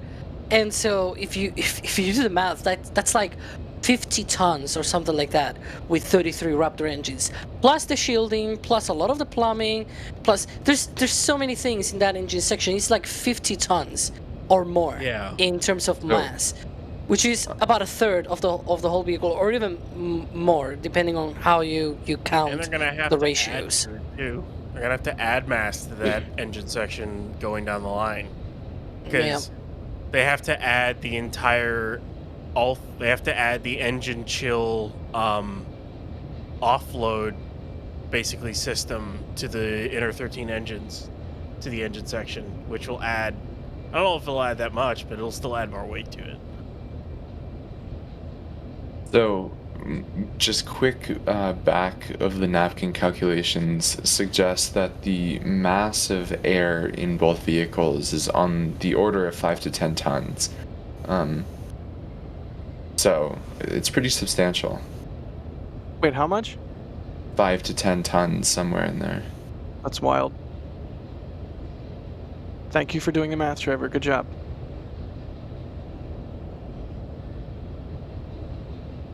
Mr. Oh, why do I always have such a problem with like saying this name? Me, Mr. Jono, thank you for the support. They say American English is my first language, but do ships, etc., have feminine and masculine names? They don't have any official names.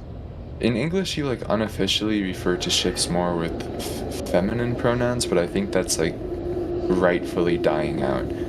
Nouns having gender is so dumb. It's good that Chris B is not on, because I know he is a fan of tradition in that way. But I'm with you, Trevor. I'm just like, it's a ship. I call it it. Yeah. Good question though. Super Marsh 22, thank you for the support. They say thoughts on the overall surface area of the Starship heat shield, or how the overall surface area of the Starship heat shield will impact its ability to dissipate the re-entry energy. This will be by far the largest surface area at re-entry by a lot. Who has thoughts? It's Destin. He's one of our members. Nice. Yeah, I mean, it's an interesting thought for sure. It definitely seems like having a larger area will allow for lower peak heating on each individual tile, since the amount of energy that you have is roughly the same, since it's primarily at this velocity, at the speed that re-entry occurs at. Velocity adds way more to your energy than mass does. So velocity is about the same, but your mass is, say 2 or 3 times as much. But so you may have like 2 or 3 times as much energy, not like way more than that. But your surface area will be huge. Yeah, it's an interesting point. I really do wonder what SpaceX's expectation is of how the heat shield will be able to dissipate the energy. And I imagine that you kind of have to design the heat shield for the hottest little corner of the heat shield, and the rest of it will just be well under the thermal limits of those tiles. Neat. We're almost there. Oh, ship goes back up. It's going back up. Look at that. And not even a little. I mean, it's not a lot, but I think they're bringing it back up just to rotate it a tad bit more. Yeah, let's see what happens. I feel like we need some kind of voice saying, "Please mind the gap between booster and ship." Do not stick your hand in between the booster and ship.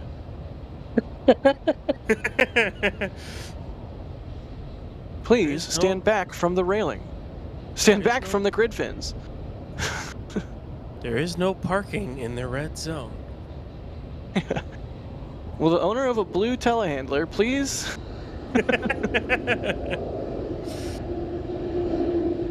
Interesting. So yeah, maybe they needed to get it a little bit better aligned, and so that's what's going on here. Neat. Lachlan Boyd is asking, do we think one day we might see a static fire with a hot staging ring under the ship? I don't think so. Alex, go. Hang on, what again? Read the ticker, Alex. With a hot staging? Nah, it's not needed, and besides, it worked. Like, that could have been a really good question before Flight 2, but now we've seen it work. It works. So, no need to. Are you saying it's a bad question? That's not nice, Alex. No. Hold on. I say it is not a bad question. I said it will have been even better to ask that before, because now we've seen it. Now we've seen it works.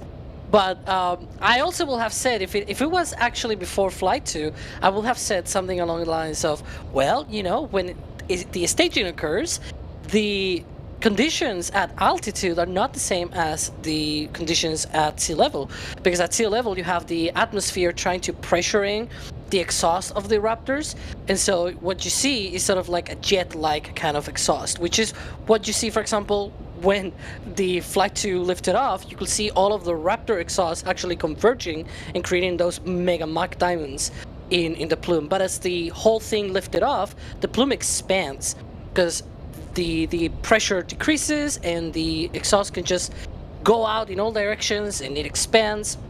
And so at the altitudes of the hot staging, the way that the plume is shaped and how it affects the impinging, basically how it impinges on the booster on the hot staging ring is different.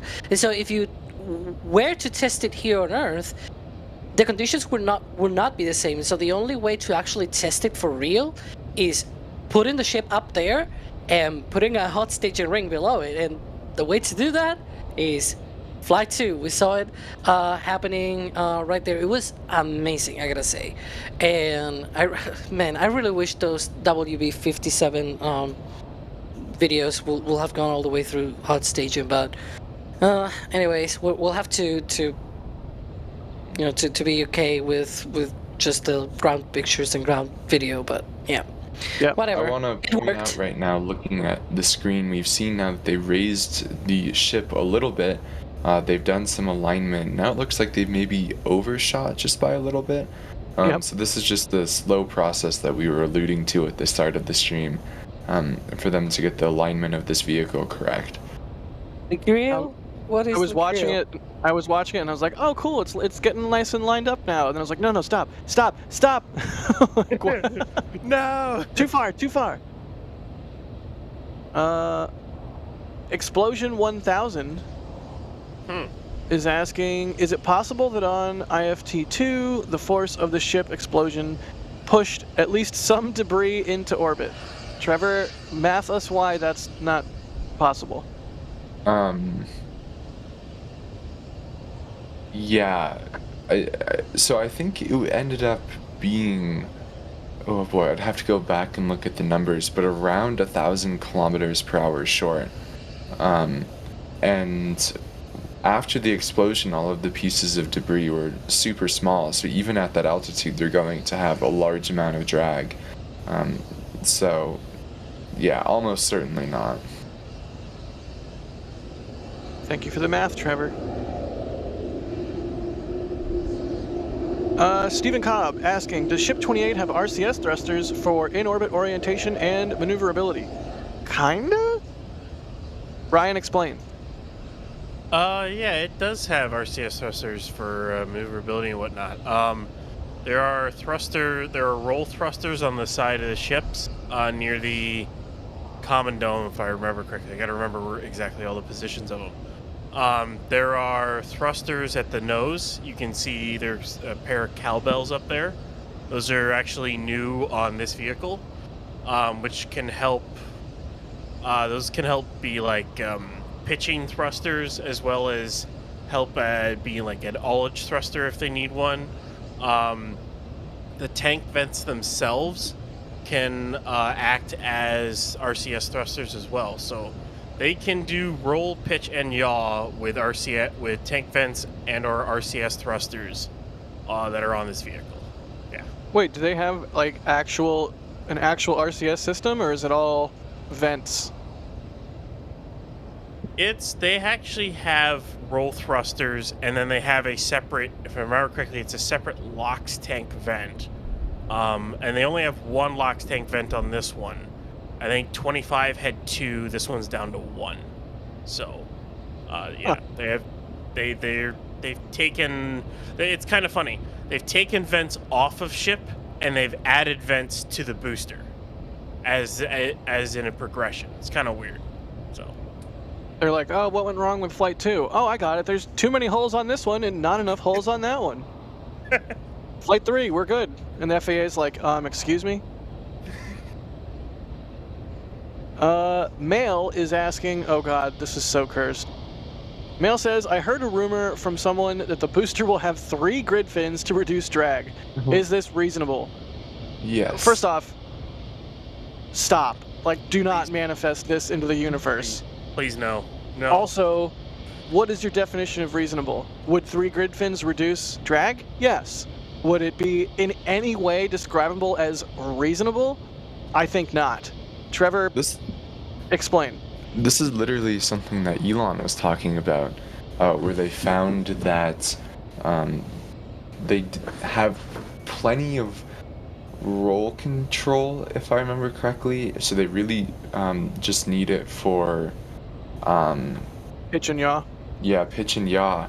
And he was saying in an interview with Tim, if I remember correctly, that a future booster iteration, they're planning on having 3 large grid fins and then a really small 4th one or something like that to help reduce mass on the vehicle. So unfortunately that is reasonable and very possible that we will see it at some point, and I don't know if my eyes are looking forward to that day. There comes a point where efficiency and mass optimization just make your vehicle look bad, and you just need to not do it for the sake of everyone who likes aesthetically pleasing vehicles. Please just stop. So, signed sincerely, everyone. You know, like, yeah.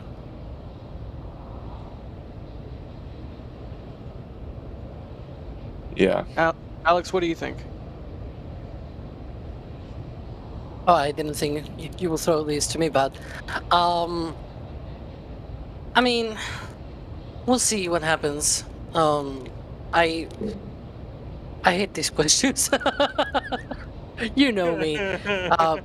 No, again, not that they are asked, but having to answer them. Because I'm horrible to answer these questions because I don't really know, to be fair.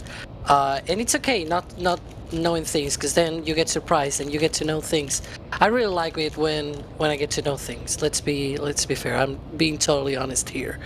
Wow, breaking news. Alex likes knowing things. I like the thrill of discovering things. Like, yeah. When we had the first pictures of Pluto by New Horizons, that kind of thrill of, wow, look at that. We haven't seen that before. So, maybe not the same thrill if it were a 3 grid fin booster, but hey, you know, let's just wait and see. It could be possible, but again, we'll just have to wait.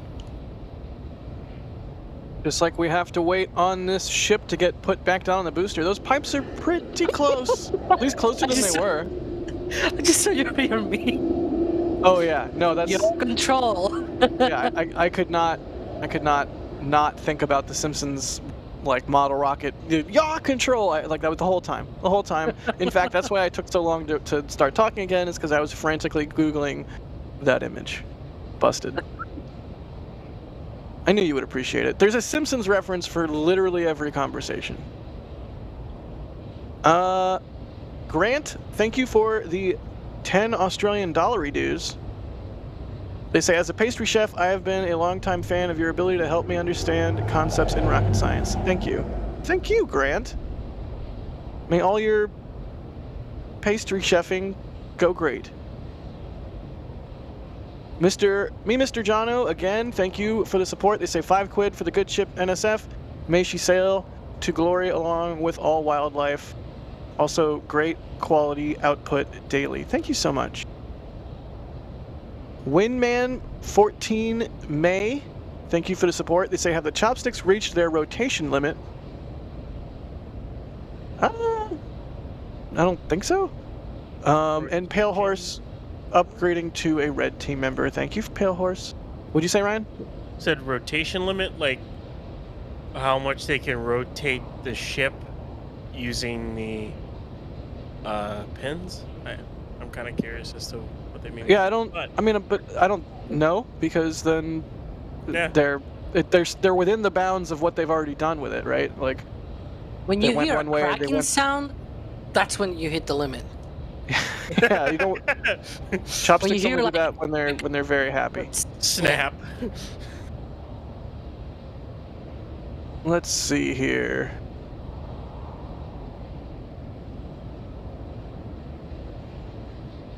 Zolci Seb is asking, how will they manage to transfer liquid fuel in zero gravity or inject fuel into the Raptors? That's what ullage thrusters are for, right? Yep. Mm-hmm. Trevor, explain ullage thrusters.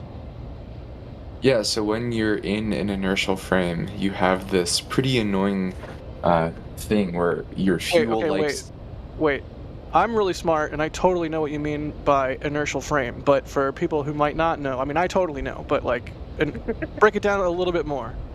An inertial frame of reference is just a frame of reference that is not undergoing any acceleration. What's that, Alex? Break it down more. No. When there's no acceleration on an object, we can say it that way. So when you're in space, you're in this beautiful inertial frame of reference where the propellant and the ship itself all have the identical acceleration happening to them. So from the reference frame of the ship, the propellant is completely at rest in it. So that means that it's able to just kind of float around a little bit. And what's really bad is your propellant not being anywhere near the injectors or the fuel pumps for your engine. Because if you attempt to start an engine when you would just be sucking in vacuum or air bubbles or some gas or whatever, you would cause the engine to have a hard start and it would almost certainly rud. So instead what SpaceX has is these things, as Jack called them, ullage thrusters, which are basically just using some high pressure tank, releasing some of that pressure to cause an acceleration on the vehicle, which then causes a fictitious force on the propellant, forcing it to the bottom of the tank. And then once it's at the bottom of the tank, you can successfully... I did not hear that. There was a loud rumble.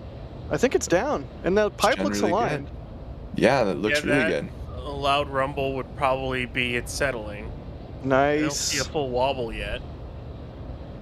Nice. That was a really cool sound. So yeah, the ullage thrusters just make sure that the propellant is at the bottom of the tank, so then you're able to, say, transfer propellant or start your engine or whatnot. So if you look at, even Falcon 9, for example, you'll generally see before they conduct a firing, so before they ignite the MVAC engine, there are 2 thrusters, if I remember correctly, that burn for a couple of seconds. Yeah, I saw the whole thing move. It's also true that Falcon's first stage does it as well, actually. You saw it wiggle, Alex? Yeah. I went back, and when it does the thud, it wiggled. Maybe we can pull. Maybe we can pull that, Jay. I mean, I can also pull it myself. Do it. I'm talking about that, but I can pull it myself. Haha, I have the power. If that is down, which usually the thud and the wiggle is the down, that was 1 hour and 2 minutes with all the alignment. That's not too bad.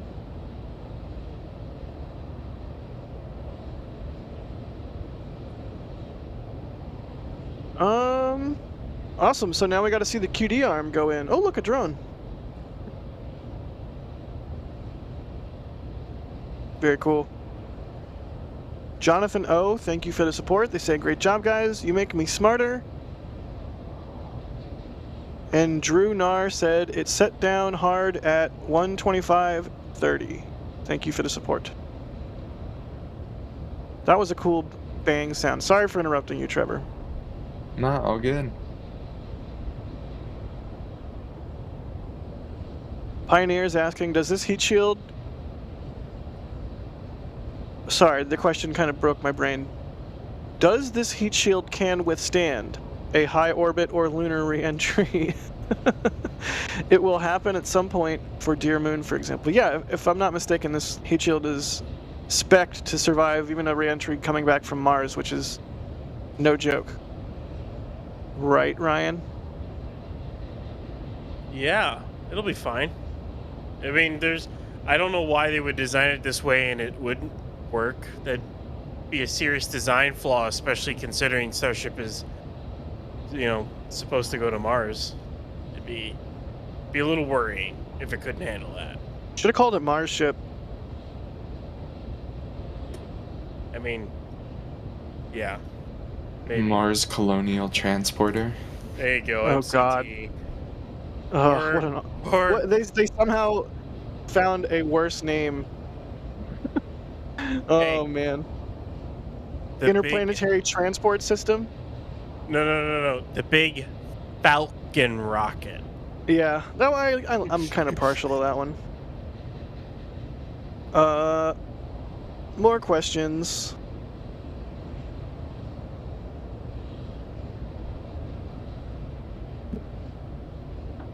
I'm looking for questions. Y'all, if you have any, ask away.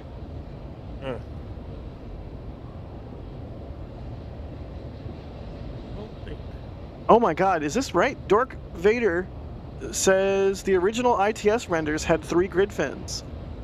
Is that true? Yes, it is true. Three. They were really also large. diamond shape. Like, I remember even the Starship, the Starship renders. Like even in 2019 or even 2020, still had the grid fins are diamond shaped. But it was like, yeah, no, we're not seeing them making diamond shaped grid fins. Those will have been cool, but I like the square ones. They're like waffles. Thanks, now I want waffles. Waffles are just dry pancakes. I don't know why anyone would eat a waffle over a pancake. I mean, because waffle has like the syrup traps. But a pancake will just absorb it. Yeah, then it gets all soggy. Like, waffle lasts longer under duress of syrup. I don't know. I'm a pancake guy. Alright. Can we get a poll in chat, Jack, of pancakes versus waffles? Oh, it's happening. Somebody talk about something. Here we go. Nub340 is asking, when will we see 2 starships dock and transfer fuel between them? Ready, go, Alex. I know you love the date question. When you said here we go, it was like it's going to me. Do it.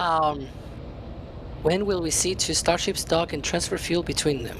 Do you even listen to me, say- Alex? Do we just tune out my voice completely? Yes, I listened to you. I just wanted to read again the question. Because I like to prepare my questions. And my answer is... You're just stalling. You're just stalling. Remember when Alex Yeah, I said he actually- wasn't gonna talk? I actually have. No, look, it's Jack throwing me questions. Okay, it's not me. It's Jack. I actually have the answer. So, what I think is, I think 2025 is going to be the year that we're going to see two starships dock together and transferring fuel.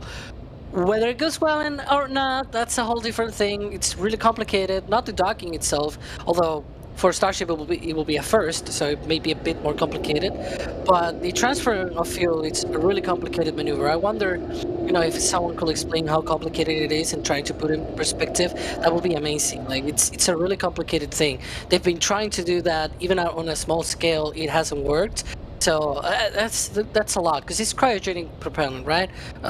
Progress does transferring of propellant, hypergolic propellant all the time on the ISS, but cryogenic propellant is another whole different can of worms. But yeah. Hey Jack, I have a confession to make. Oh no. I may have just made fun of them, but I'm now craving waffles. Ah, there you go. That's what you get. So, Trevor, I have a question for you. Do you like Shake It Off? That is probably one of my least favorite Taylor songs. Well, I think Starship actually Shake It Off. Shake It Off, I guess. Jay, I think you have the clip, right? He said he had the clip. Here we go. Also, it's Shake It Off Taylor's version now.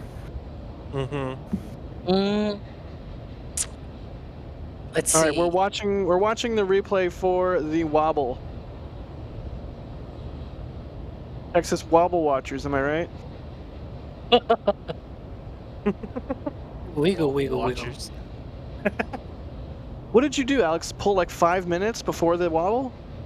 No, it's just there it is. pulling. There we go. There's a little wobble. I don't see it. It's very subtle. I could pull one that is like time lapse. That may be better.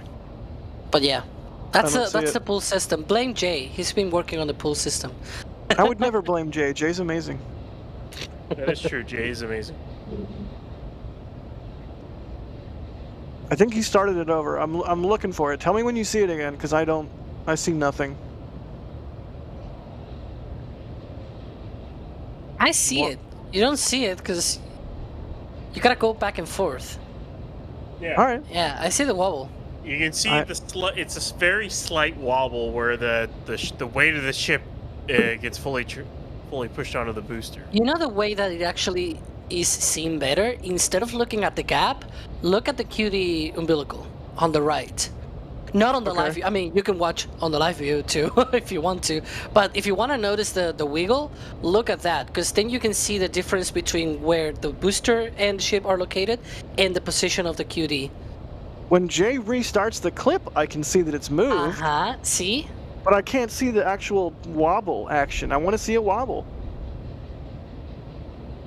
Okay, I'm looking at the QD. I think I see it, but I may just be imagining it now. You guys you're pulling my leg. You have to be. No, we're not pulling your leg. Am I blind? I mean, it would be better pulling your leg if you wore a kilt, for example, but because it's easier. I'm just gonna ignore that. Jack, when you get older, your eyes just get worse. That's true. Trevor, I have 20/20. I'll have you know. It's better than mine, ironically. I mean, all right, someone said, I think Alex is waffling. Nice. It's there. That's a good one. I tell you, it's there. All right, I'll take your word for it. We heard it though. We heard the sound. We saw it. I didn't see it, but you guys saw it. Neat. So yeah, next thing would be to attach the ship QD. But who knows? That could happen in 5 minutes. That could happen in 5 hours. Really hard to say how that will go. But yeah. Michael Moorhead, thanks for the support. They say, do Raptors have the protective covering on them at this point? Are they talking about the booties? The booster booties? I don't know. I assume they're still on there, but maybe they've started taking them off already. Davey, thank you for the support. They say, how will HLS be able to maintain cryogenic propellant long term? And how many landings will it be capable of before needing to be refueled? Oh, geez. Who wants to take this one? SpaceX doesn't know, and SpaceX doesn't know. I mean, yeah, this is really the answer. Yeah. Cool. I think we'll do one more question. Astro Knucklehead is asking, we've been looking at that pipe as an alignment indicator. What the heck does the pipe connection deliver? I don't think we went over that. Alex? Oh. Well, it doesn't really deliver, or I mean, I guess it does deliver. So what it does is just basically dumps the residuals from the liquid oxygen that is used to basically chill down the liquid oxygen side of the Raptor engines. So the Raptor engines need to be chilled down before flight, and in the case of Raptor, it uses both the fuel and the oxidizer are cryogenic, so they need to chill down with methane on the methane side, but that is recaptured, so in order to not have to dump it over, things like that. And in the case of the oxygen, though, it's okay if you dump it over, because it's not like a greenhouse gas or anything like it. It's in the air, right? It is potentially a fire hazard, so I'm thinking that the reason why they installed those pipes, which they have been there since Ship 24, is probably because that way they don't have to dump it inside of the engine bay, but rather outside. And then there's like an extension on the booster itself to that pipe, and so when they connect the ship with the booster, the engine chill pipe gets extended further down on the vehicle.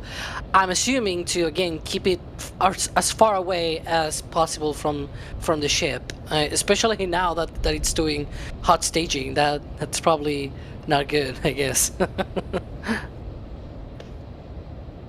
Oh, Need Pizza sent me a GIF of the wobble. I see the wobble. Wobble confirmed. Yep. All right, cool. I think with that, we should wrap things up. Thank you guys for hanging out on today's streams, as we had multiple today. We hope you enjoyed the music. We hope you enjoyed the commentary. Thank you, Need Pizza, for sending that GIF along so I could see the wobble before we wrapped. Super appreciate everybody buying the memberships and gifting the memberships, getting the merch, doing all that stuff, coming out and supporting what we do. It's absolutely amazing of y'all. Speaking of Paul Carl, thank you for the support. They say, how come they can't use a plunger method of pushing fuel? I think the best part is no part, and a plunger would be an additional part. That's what I'm going to go with. But thank you so much for the super chat there. Oh, goodness. Well, we had Chris B on earlier. Thank you to him for being on. Once again, if you're not following NASA Spaceflight on the socials, I don't know what you're doing. Why are you here? If you are lost and you're here and you like what you got, then at NASA Spaceflight on Twitter and all the other social. So yeah, thank you to Chris. Alex, thank you for barging your way into the stream, or perhaps shipping your way into the stream. I don't know. Boating. Thanks for boating on in here for ship talk. Yeah, it's been a barge. Pun token. There you go. Thanks, Jay. Yeah, it's always a pleasure. I'm always around anyway, so I was like, okay, whatever. I'll barge in, because it's fun. Good deal. Well, thank you for it. There's Alex's info on screen. Follow him on all the socials. Also, Ryan, thank you for being on stream. Yeah, thanks, Jack. Fun as always. Finally see Flight 3 stacked. Can't wait for the testing to start. For real. There's Ryan's info up in the top right corner. Follow Ryan on the socials. Trevor, thank you for being on, buddy. No, thank you. It's great to see that we finally have a full stack, and as Chris talked about at the start, make sure you pay attention to our socials for when we announce when the IFT3 mission patch merch will be coming, because you may want to get it. It's really, really cool. Oh no, I'm absolutely, like, you are going to want to get it. I've seen the patch. It's amazing. It's coming soon. Holy cow. like, it's so good. It's so good. I'm so excited. It blows patch 1 and 2 out of the water. Cool. Thank you, Trevor. What's your review of Kinder Jack? I prefer Rude Jack. All right, you heard it here first. All in good fun. Also, had Jay operating the stream. No! Stop that. Stop it. Stop it. I was just about to praise you, Jay. We had Jay operating the stream. Jay can throw his info up in the top right. One last time. He had to get it in one last time. We're very professional here, and we're ending things on a professional note. Come on, keep it together. We have rails here. Thank you, Jay, for operating the stream and being around all the time. And, of course, I'm Jack. I'm not going to wear a kilt. Follow me on the socials, yada, yada. You get it. Thank you guys for watching. We have a stacked ship. Hooray! One step closer to IFT-3. So yeah, let's all go hang out at Starbase Live and adore this magnificent vehicle. And hopefully we get some testing here soon. But until then, Starbase Live exists, and we'll see you there. Bye! And here we go.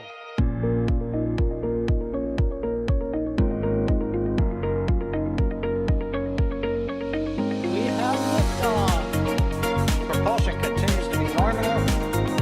RS-68 chamber pressure looks good. Doubling up. Roger, planet. Water towers, fly!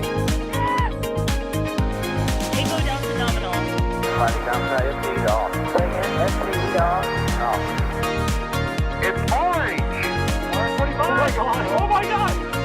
Decollage! What is it? Put that in the big bag, 343 unfolds to go. Indeed. We rise together back to the moon and beyond. The methane will be igniting in the flare, correct? Yikes. You bet. We don't need any more of these.